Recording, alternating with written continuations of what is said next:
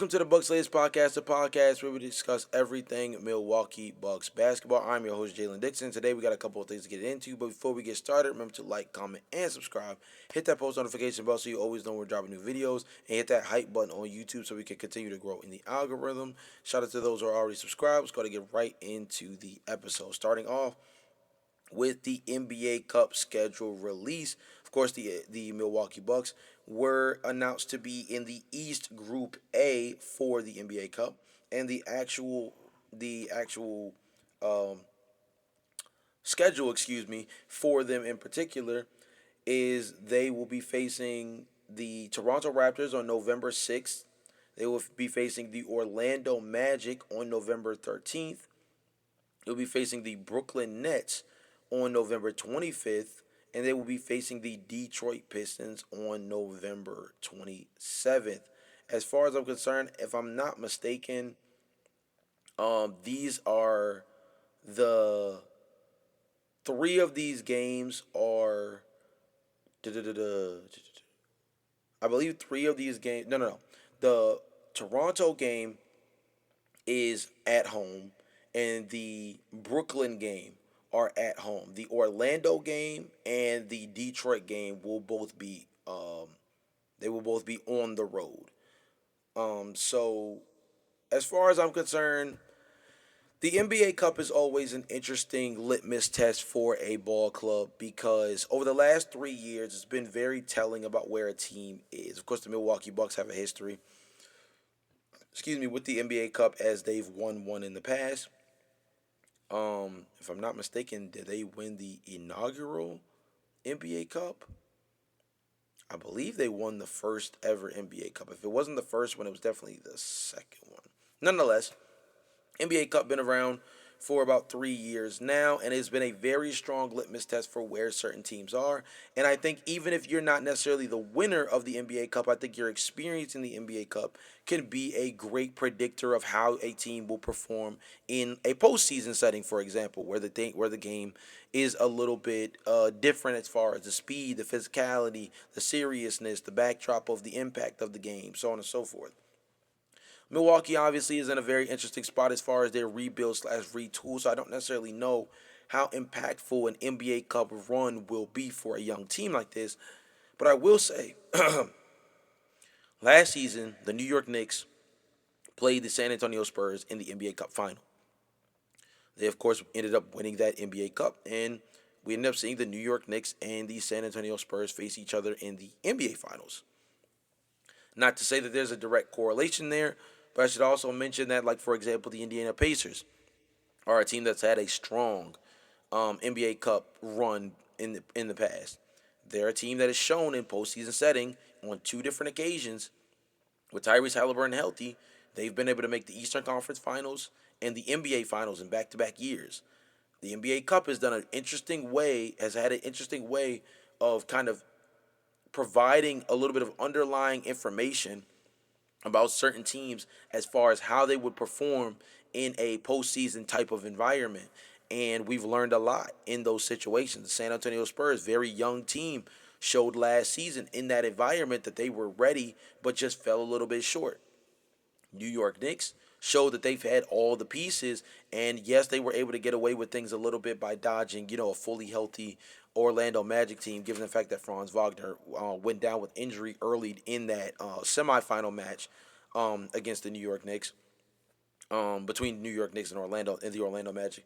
But that was a team that took advantage of their circumstances and made a run, and then in the NBA Cup final, they got the job done. And I think you could say a very similar storyline took place as far as, like, if you look at their NBA Cup final run and their NBA Finals run, there's a lot of parallels between those two things.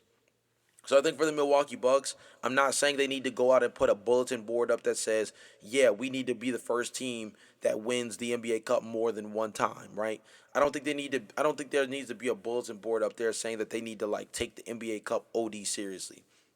But what I'm saying is that I do think it is a good environment for a really, really young team to really show their stuff. And I think more particularly, those are games where if you look at trade chip guys like Kyle Kuzma, like Miles Turner, depending on how you feel about trading Tyler Hero or Jaime Jaquez.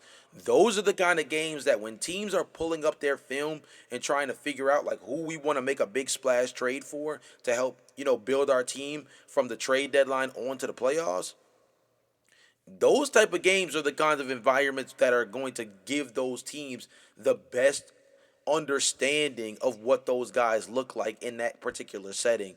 That's kind of an important thing to take note of. Those are games where you're going to want to see the best out of Tyler Hero. You're going to want to see the best out of Jaime Jaquez, Miles Turner, Gary Trent Jr., Karis LeVert, Kyle Kuzma.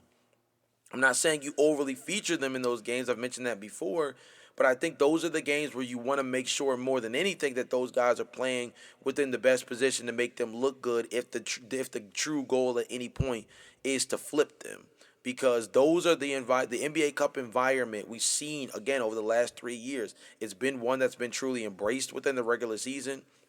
Players are taking it seriously.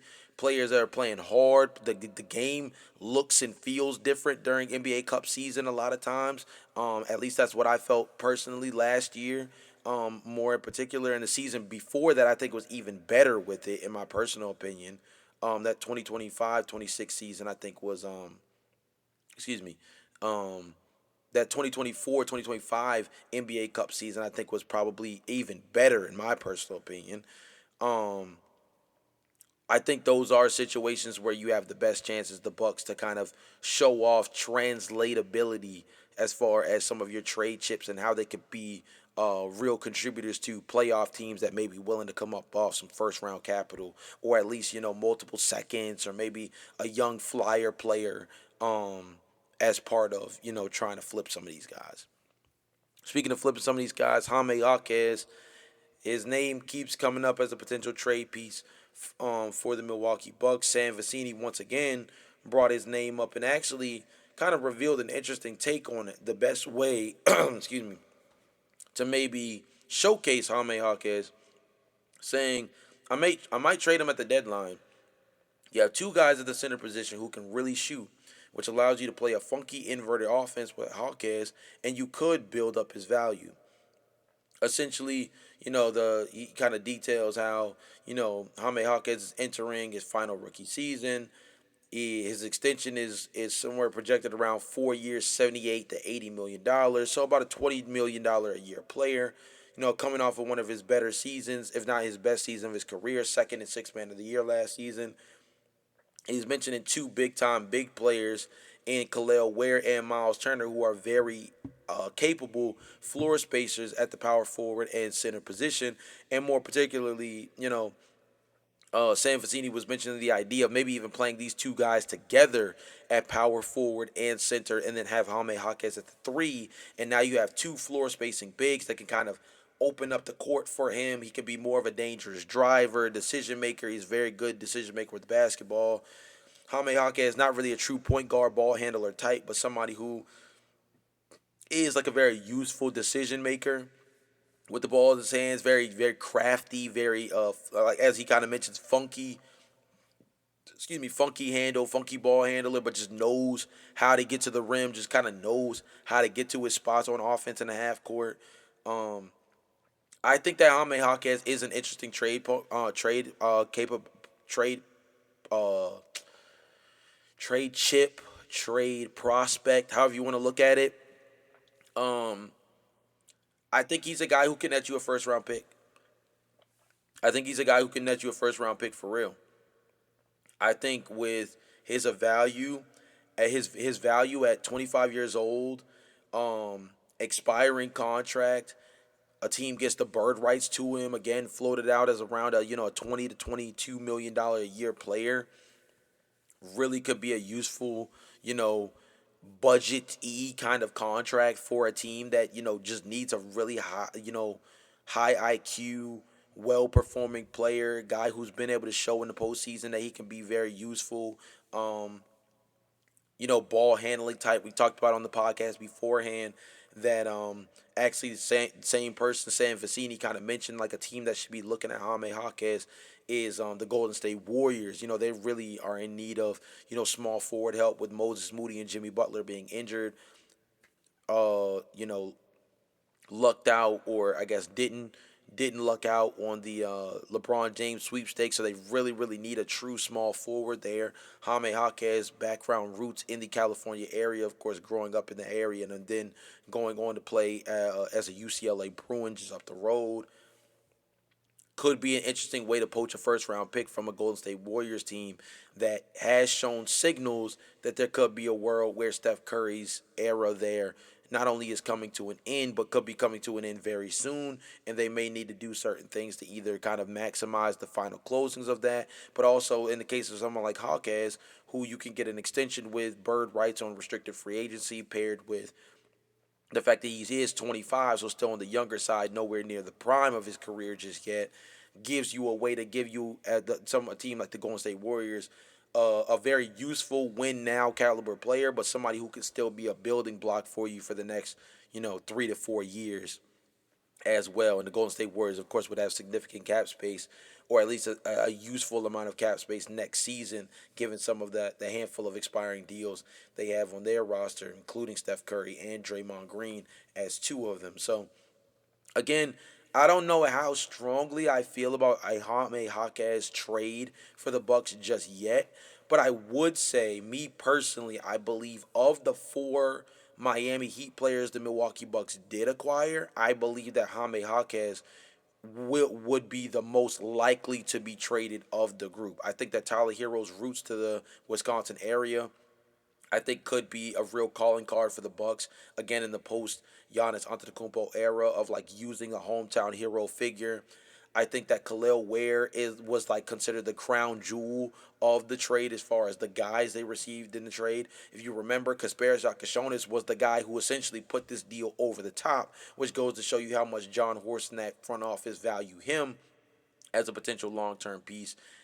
Jaime Jaquez, I think, is an interesting player coming off a really strong year. You use the momentum of that six man of the year candidacy, paired with the fact that he is, an expiring deal, 25 years old, showing off his ability to be a useful player in a postseason setting. I think you use all of that momentum and narrative as a way to go get, a first round pick for him. Or shoot, if you can use Jaime Jaquez as the salary along with a first round pick or something like that to go flip for Peyton Watson. Now you flip a guy who's never been in your system. Like, AJ Green would have just been an easier choice. But maybe you flip somebody like a Jaime Jaquez. Now you can have Ousmane Dieng start a lot more naturally at that small forward position, play Peyton Watson at the four. Or you could just have a super defensive lineup around, let's say Tyler Hero starts at shooting guard. Now you got a really strong defender at the point guard position in Ryan Rollins and a bunch of other high-level defenders in Peyton Watson, Khalil Ware, and Miles Turner as two rim protectors at your power forward, small forward position, and then of course, Peyton Watson, who's above average, perimeter defender, all around Tyler Hero, who would be quote unquote the weakest link defensively within that group. Build a really dangerous defensive lineup with that grouping. And again, Jaime Jaquez is a guy who hasn't even played in your uniform, so there's no insane attachment to him to a certain degree. You get a player who projects to be better than him long term on both sides of the, at least, as a two-way player in Peyton Watson. And you look at the Denver Nuggets, who definitely need more ball handling, truly need more ball handling outside of, Nikola Jokic and Jamal Murray. They really need another guy who can go out and score. They really need another guy who can really help in terms of initiating offense. Jaime Jaquez could be a guy who fits that bill to a real degree. And I think Jaime Jaquez fit next to shooters like having a Cam Johnson on the team also does really work well for what Denver does desperately need on that roster. So, I mean, maybe there's a world where you can flip him to Denver as part of a Peyton Watson signing trade. All interesting options. Of course, you end up kind of kicking the can down the road because now you just run into the same restricted free agency issue in Denver that they're dealing with right now with Peyton Watson.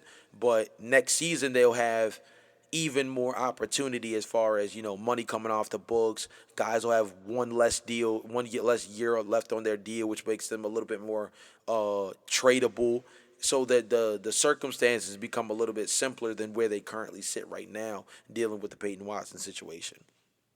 So even that could be a potential deal. And I think even Sam Vecini and Bryce Simon on the Game Theory podcast brought up the idea of like a Jaime Jaquez related trade to Denver because of what he could bring to them as a ball handler, what he could do in transition, pick and roll situations with Nikola Jokic, how he fits in next to shooters, so on and so forth. So something to keep in mind there.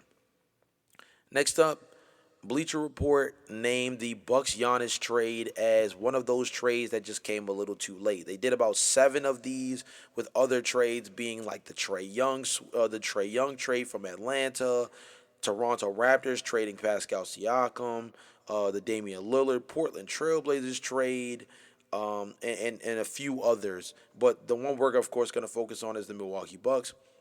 They say you can point to numerous occasions over the years when the Milwaukee Bucks could have moved Giannis Antetokounmpo. Fortunately for them, waiting too long didn't obliterate their return. Milwaukee landed Tyler Hero, Khalil Ware, Jaime Jaquez Jr., Kasper Sakashonis, the number 13 pick in the 2026 draft, who turned out to be Nate Ahmed, 2 additional first-rounders, a first-round swap, and a second-round pick for the Miami Heat in exchange for their 2-time MVP.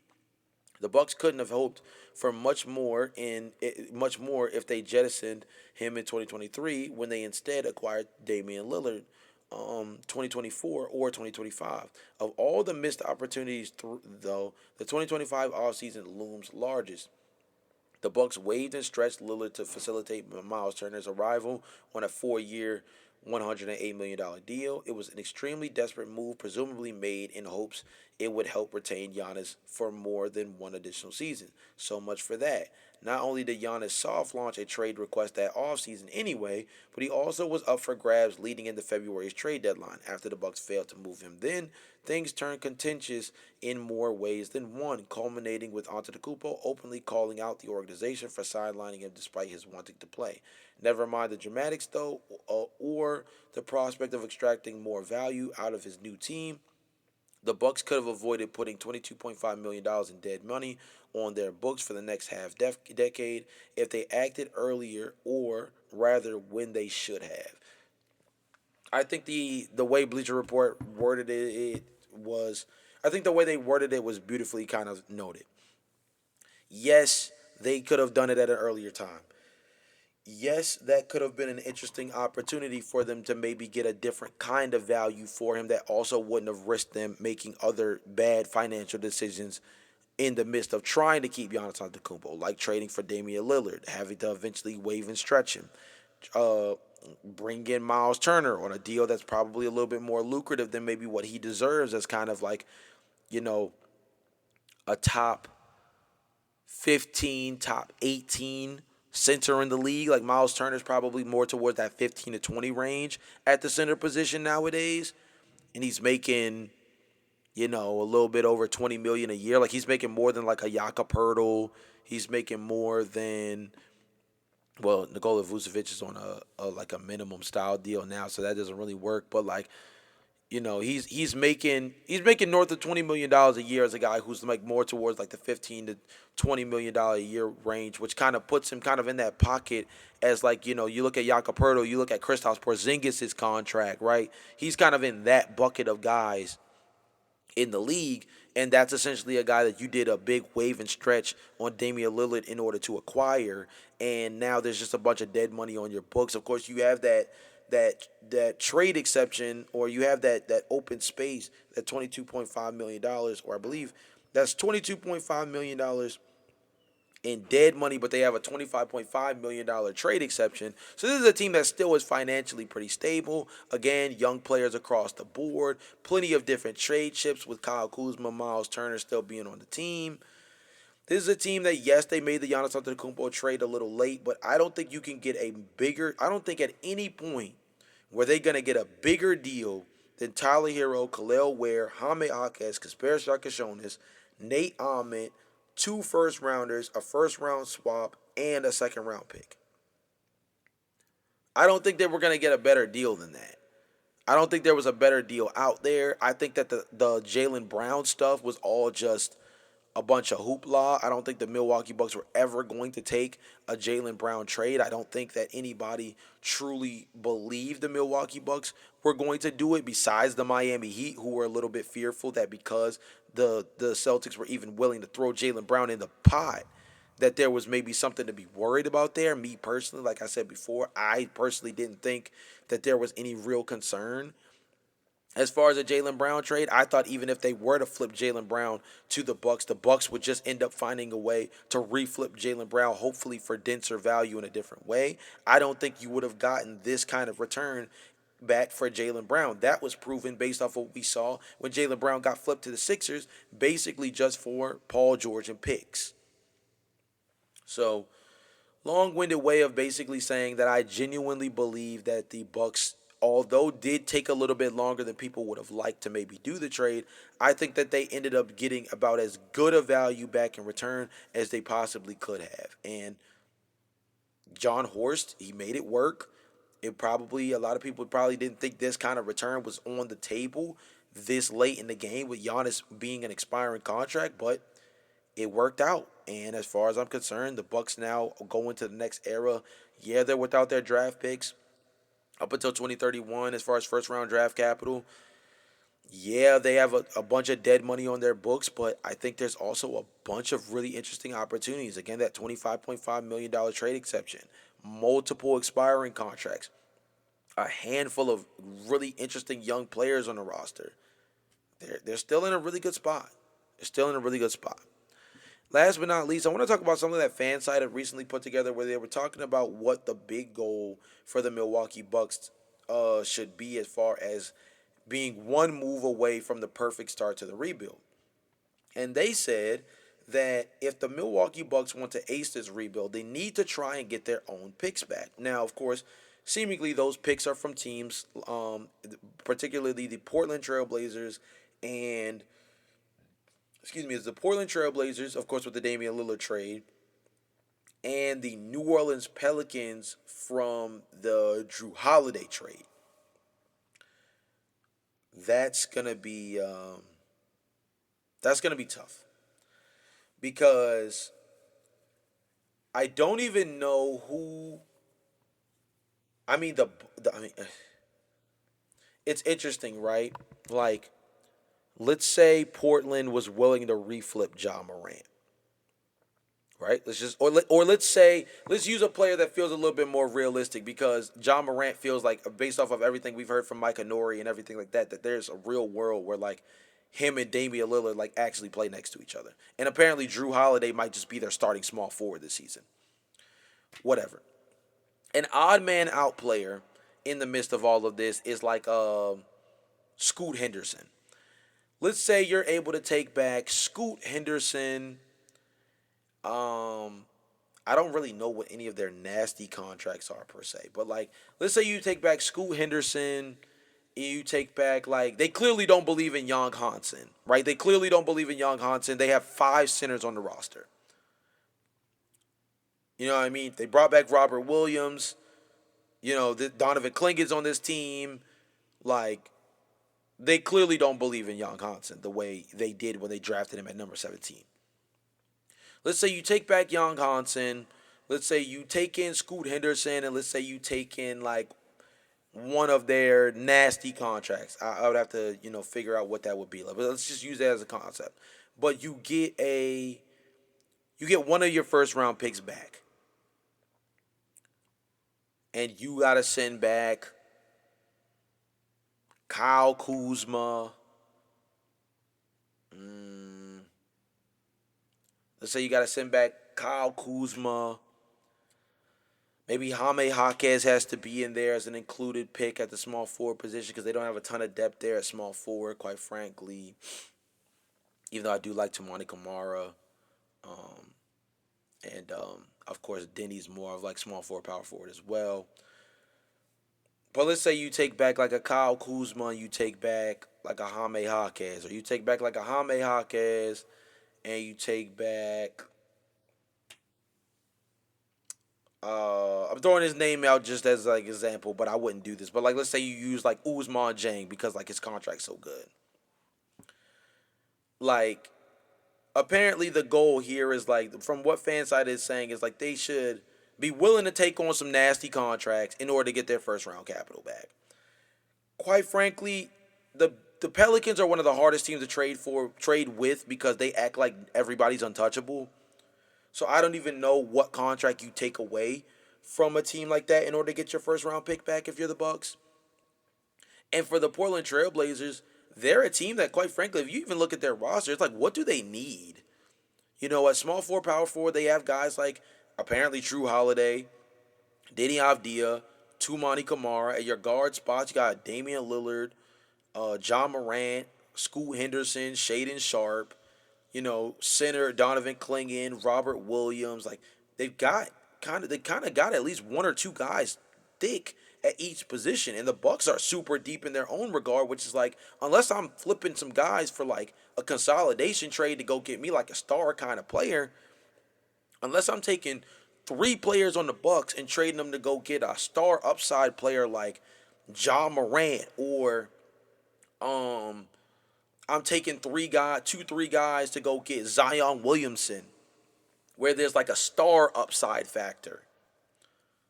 Like, why am I like I don't know how I can get in bed with a conversation between the Bucks and the Pelicans. Like, the Pelicans don't feel like they act like they didn't make a single move this offseason.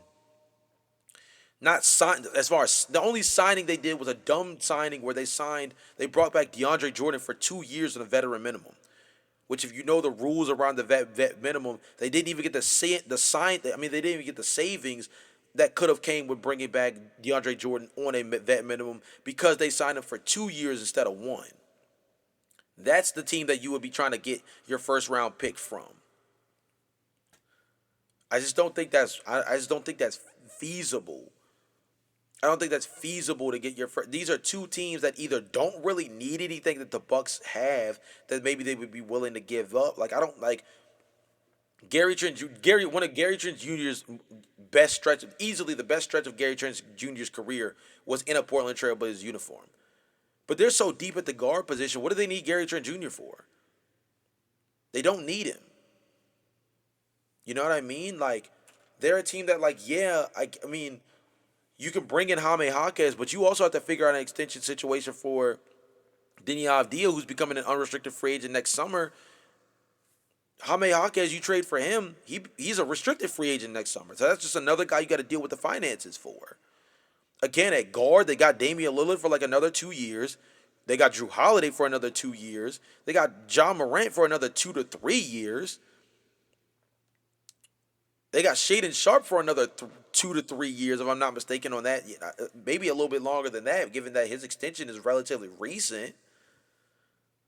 Like, they don't genuinely need anything, especially anything that the Bucks can give that they would also be willing to give. So that's a hard conversation. And then, like I said, with the Pelicans, they don't seem like they're willing to give up anybody. They won't even move off a Herb. They won't move off a Herb. They're playing OD hardball with moving Trey Murphy III. Zion Williamson's name has no longer really been involved in trade talks very much. So I don't know how you get your first round picks back in those situations, quite frankly. So I don't know. You guys let me know in the comment section down below, how valuable do you think the Milwaukee Bucks getting their first round picks are, to the point of, like, should they be willing to take on some nasty contracts if it means being able to get them back? If they are, who are those players on the Portland Trailblazers and the New Orleans Pelicans that, like, Milwaukee could take back, or you also think they could get their first round pick in return for it? I think these are two teams that either, again, don't need it, or don't really seem like teams that are going to be willing to play the game to do so. So it sounds like Milwaukee would have to really be willing to take on some nasty salary in order to get the job done. And I just don't think that with the current state of their roster, they need to do that. They still have 2031 and beyond. They have some real tradable pieces where they can get other draft capital that, yeah, sure, isn't their own, but they can still get some real decent draft. I think you can get a first round pick for Jaime Jaquez. I think you can get a multitude of seconds for somebody like Kyle Kuzma. And we've seen a multitude of seconds can get you really good players. We've seen it. The Atlanta Hawks got Aaron Wiggins from the Oklahoma City Thunder, multiple second round picks. The Detroit Pistons got Isaiah Joe from the Oklahoma City Thunder, multiple second round picks. We've seen in the past the Milwaukee Bucks have given five second round picks to go get PJ Tucker, end up being a big part of that championship team. So like you can get multiple seconds for Kyle Kuzma. I think you could get I think you could possibly net back at least a handful of seconds. I don't know if you'll get a first round pick from Miles Turner because I think that depends on like the beauty is the eye of the beholder situation with Miles Turner as far as like if a team really likes Miles Turner, I think they would be willing to give a first round pick for him. Ironically, I think that the New Orleans Pelicans are the kind of team that could use a Miles Turner kind of player. Would they be willing to give up first round pick for him? I don't know. That's an intriguing question. But that's one of those where I think you can definitely get some seconds and like a decent player from Miles Turner. But I also could see a world where like if you get the right team, they might be willing to pay first round draft capital for Miles Turner. I think you can get a handful of seconds for Karis LeVert. Right there, they have the means to build up a little bit of even like a mini treasure trove, even if most of that treasure trove ends up just being second round picks. Second round picks for championship teams, your Minnesota Timberwolves, your New York Knicks, your the Lakers who are gonna have like no money, right? Basically over the next couple of years after the Austin Reeves thing, trying to keep some money available to bring back Luka Doncic in unrestricted free agency next summer. The sign and trade thing where they basically lost all their draft capital with the Walker Kessler thing. Those are situations where like teams may even be willing to just buy second round picks off of you, and that also opens up some more financial flexibility. So I think the Bucks still have more than a decent means to be able to get like real second round value, a couple of guys here and there that maybe they can get some first round capital out of. I don't think they need to go out of their way, bend over backwards to go get their picks back from teams that I think are not going to play, you know, super fair with the Bucks as far as what they really would need in return to get those picks back. And by the way, Portland has what? I think 3 of them. You're not getting all 3 of your picks back as the Milwaukee Bucks in one offseason. Not with sending Giannis there, like there was the rumors of early in the summer. Sure, I think you could have got all 3 of them back in one transaction. With the team as currently constructed, you're not getting all 3 of your Bucks picks back in one offseason from the Portland Trailblazers. It's just not going to happen. But you guys let me know in the comment section down below how you feel about the whole thing. It's been another edition of the Bucks Latest Podcast. Again, remember to like, comment, and subscribe. Hit that post notification bell so you always know we're dropping new videos. Again, hit that hype button on YouTube so we can continue to grow in the algorithm. And I'll see you guys next time.